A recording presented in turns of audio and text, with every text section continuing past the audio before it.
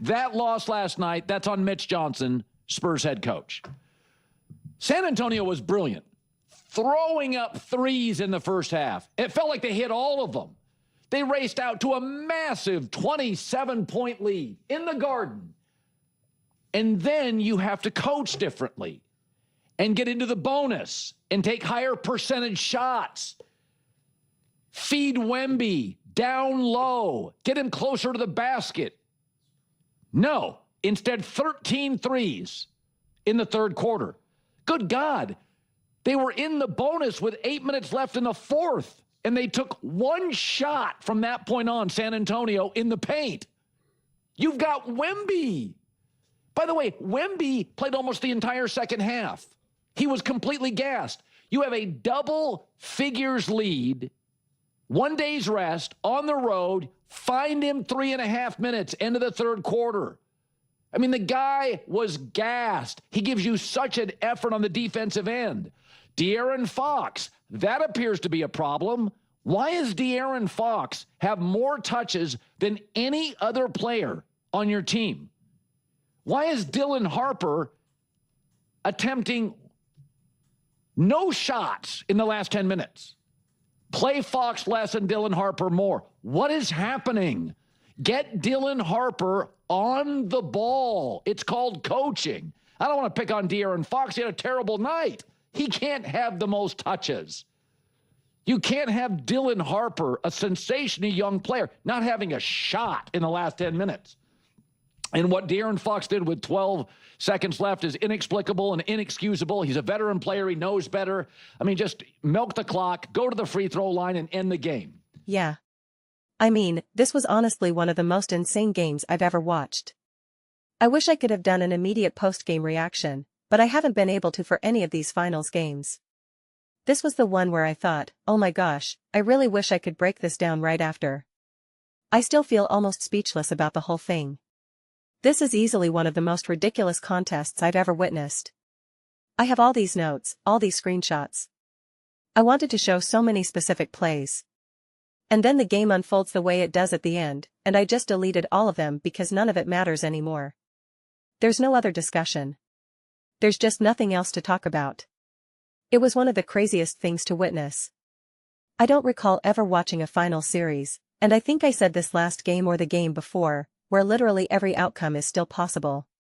It could be 2-2. It could be 4-0. It could be 3-1 in every direction. The Spurs could be up 3-0. The Spurs could be up 3-1. The Spurs could be up 4-0. The Knicks could be up 3-1. The Knicks could be up 4-0. It could be 2-2. It's just absolutely positively insane. And yeah, obviously I know I'm late today because I haven't been feeling well at all. De'Aaron Fox, that's the first thing. I witnessed that play, and the first thought in my mind was, what is De'Aaron Fox doing? I always try to look at everything from all angles. I try to justify it first. I think, well, if he scored, there's that. If he had an open shot. But he didn't have the shot. You pull up. You think you're about to go for the layup, then you pull up. I was expecting him. As soon as you see Anunoby, you see him, then okay, he's just going to continue to run underneath the basket along the baseline. Pull up. He'll get fouled. More seconds will run off the clock. I just can't comprehend it. I know other people suggested maybe a timeout. No reason for a timeout. I can't even blame the Spurs coach for not calling a timeout in that situation because you're watching. You see Fox get the rebound. You see him get the ball. You're not going to call a timeout right away because he has it. You have to trust your player in that moment. You could have called a timeout when Wemby had the ball with the rebound in game 2, I guess. There you could call a timeout. In that moment, I don't think you call a timeout because you have to imagine De'Aaron Fox is going to know what to do. And Harper, he's not a rookie. They even said it on the broadcast. He's not a rookie. You have to trust him in these moments. That's the biggest thing. And it's so crazy because one of the videos I wanted to show, I don't even remember where it was in the game now because I deleted the screenshot. There was a play where Fox gets the ball. I think it was on a steal or something. Not Fox, excuse me, Castle. And he stops. Smartly. It was a growth moment. He didn't force the shot. He even had numbers, I think. But he didn't like what he saw. So he slow. Wed down, pulled back, and just waited for everything to reset. And I thought, that's growth. Earlier in the series, he wouldn't have done that. In the previous series, he wouldn't have done that. That's the growth. And then what did they score? 30 points or something in the second half? I just don't even know what I witnessed. And it's funny because I know Knicks fans are going to say, what the heck? We won that game. And when there was a Cavs collapse, Nick said, oh, this is more about the Cavs losing than the Knicks winning. I have a video from a couple weeks ago, go check the record, where I said every big comeback requires the other team to play a part. You always need the other team. Otherwise, you can't come back. But the Knicks deserve all the credit for this. And the Spurs deserve a tremendous amount of blame. Some people say I'm biased toward the Spurs and against the Knicks, which isn't true. But it's worse to blame the Spurs in this situation. My dad is such a typical sports fan, he always thinks his team is on the receiving end of bad luck, heartbreaking losses, the media against his team, all that. And I just ask, do you see how this team is losing? Do you see what they're doing right now? But again, the series is so fun and awesome to witness. Watching games be decided this way feels weird. When a series can go either way and games can go either way, and the Spurs are just making concrete mistakes. I can't even say it's just youth or inexperience. What Aaron Fox did, whether he's a veteran, whether it was Castle, it's just known basketball. You learn that at like 9 years old. Seriously, you learn at such a young age not to do that. I've heard the argument of well, you could get a layup, but there's just no argument in my mind. None. Zero. So it's just really crazy. I'm still processing. I watched this game last night. I was so sick. Seriously, I'm not exaggerating. I thought I was going to go to urgent care. I was in such agony. This sinus thing, I don't know what it is, man, but my head felt like it was about to explode. I was literally saying, okay, if it gets a little bit worse, I'm going to have to go somewhere. So I'm just lying in bed and I think, alright, I've got to watch this game. I watched it about an hour late so I could fast forward through parts. I'm watching the Spurs just dominate, absolutely destroy them. And I think, alright, at least this is an easy night. At least tomorrow will be an easy day. Because I was thinking, how am I supposed to make videos tomorrow? I do not feel well. I'm just lying there thinking at least this should be pretty straightforward. Okay, series 2-2, blah blah blah. But I've watched enough basketball and enough sports in my life. I thought, well, it's not over. It's certainly not over. Then you see the second half unfold and you think, this is actually happening. The way it reminds me of is the Austin Powers gag where he's screaming, no. He's yelling at Austin O's on some sort of truck thing that flies by. He's yelling, stop. No.